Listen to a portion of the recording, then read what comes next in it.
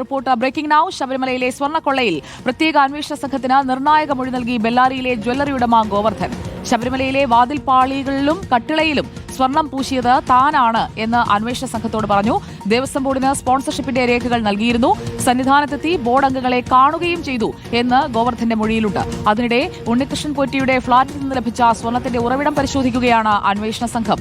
വിവാദങ്ങൾക്കിടെ Thiruvithamkoor Devaswom board യോഗം ചേർന്നു. ബോർഡിന്റെ ആറന്മുളയിലെ സ്ട്രോങ് റൂമിൽ ജസ്റ്റിസ് KT ശങ്കരന്റെ നേതൃത്വത്തിലുള്ള പരിശോധന ഇന്നും നടക്കും.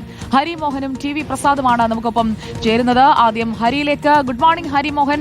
ആദ്യം അറിയേണ്ടത് സ്മാർട്ട് ക്രിയേഷൻസും ഗോവർദ്ധനും തമ്മിലുള്ള ബന്ധമാണ്. കാരണം സ്മാർട്ട് ക്രിയേഷൻസിലാണ് ഈ വാറന്റി നിലനിൽക്കുന്നത്. ആ വാറന്റി അനുസരിച്ച് പക്ഷേ സ്വർണം പൂശിയിരിക്കുന്നത് ഗോവർദ്ധനാണെങ്കിൽ ഇത് തമ്മിലുള്ള ബന്ധം എന്താണ് ഹരി?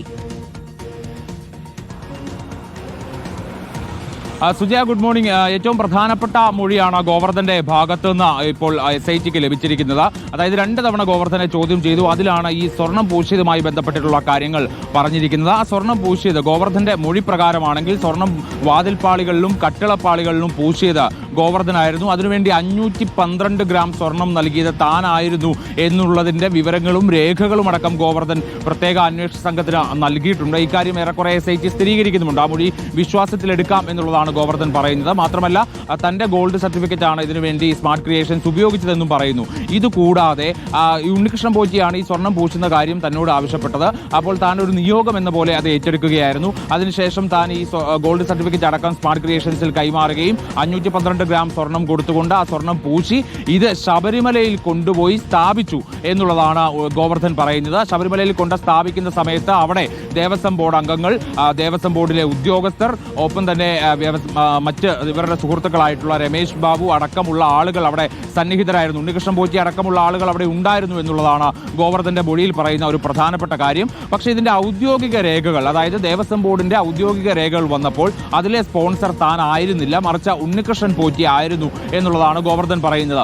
അതെന്തുകൊണ്ടാണ് അങ്ങനെ വന്നത് എന്നുള്ള കാര്യം തനിക്ക് അറിയില്ല എന്നും ഗോവർദ്ധൻ പറയുന്നു. മാത്രമല്ല അത് അത്തരത്തിൽ അന്നൊരു പ്രശ്നമാക്കാതിരുന്നത് താൻ അതൊരു നിയോഗം മാത്രമായി ചോദിക്കുകയാണ്.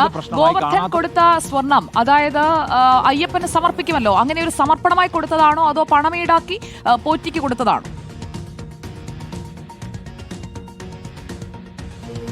സുജി, അതാണ് ഏറ്റവും പ്രധാനപ്പെട്ട ഒരു കാര്യം. അതായത് ഈ സ്വർണം 512 ഗ്രാം സ്വർണം താൻ നേരിട്ട് കൊടുത്തു എന്നുള്ളതാണ് ഗോവർദ്ധൻ പറയുന്നത്. മാത്രമല്ല അതിനകത്ത് എടുത്തു പറയുന്ന ഒരു കാര്യമുണ്ട്. ഈ 512 ഗ്രാം സ്വർണവും പൂർണ്ണമായിട്ടും ഇതിൽ പൂശിയിട്ടുണ്ടോ എന്നുള്ള കാര്യത്തിൽ തനിക്ക് വ്യക്തതയില്ല എന്നുള്ളതാണ് ഗോവർദ്ധന്റെ ഒരു പ്രധാനപ്പെട്ട മൊഴി. അത് താൻ കൈമാറുകയായിരുന്നു. അത് പണമല്ല, മറിച്ച് സ്വർണം തന്നെയായിരുന്നു. ജ്വല്ലറി ഉടമ ആയതുകൊണ്ട് തന്നെ തന്റെ കയ്യിൽ സ്വർണം ഉണ്ടായിരുന്നു. ആ സ്വർണം നേരിട്ട് കൈമാറുകയായിരുന്നു. പോറ്റിയാണ് ഇത് കൈകാര്യം ചെയ്തത്. തനിക്ക് വേണ്ടി എല്ലാ കാര്യങ്ങളും ഇടനിലക്കാരനായി നിന്ന് പ്രവർത്തിച്ചത് ആ സമയത്ത് പോറ്റിയായിരുന്നു. ആ പോറ്റി തന്നെയാണ് ഇത്തരത്തിൽ സ്വർണം പൂശാനുള്ള എല്ലാ സംവിധാനങ്ങളും ഒരുക്കിയത്. അത് പൂർണ്ണമായിട്ടും സ്വർണം പൂശിയിട്ടുണ്ടോ, അല്ലെങ്കിൽ താൻ കൊടുത്ത സ്വർണം ഈ 512 ഗ്രാം പൂർണ്ണമായിട്ടും പൂശിയിട്ടുണ്ടോ എന്നുള്ള കാര്യം തനിക്ക് അറിയില്ല എന്നുള്ളതാണ് ഗോവർദ്ധൻ പറയുന്ന ഒരു പ്രധാനപ്പെട്ട മൊഴി എന്ന് പറയുന്നത്. അതുകൊണ്ട് ഞാൻ ഹരിയിലേക്കും ഒപ്പം TV പ്രസാദിലേക്കും